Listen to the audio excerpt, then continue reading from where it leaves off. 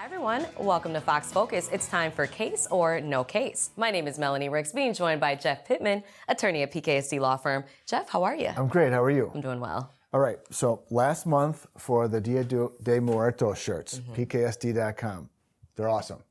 All right, so you decide you're gonna go buy a new car and you wanted to test drive some cars. So you go to a dealership, you are going to test drive a car, and the the car salesman's with you, but you pull out, you go to the driveway, and as somebody is pulling into the car dealership, they lose control of their car and smash into the car that you're test driving, the car that's owned by the dealership. Okay.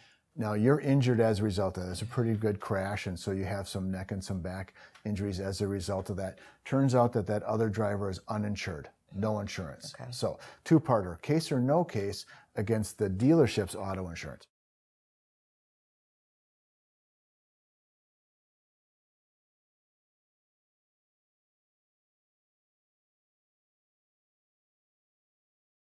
I would assume there's a case there. Yeah, there probably is a case or no case against your auto insurance, your uninsured motorist coverage.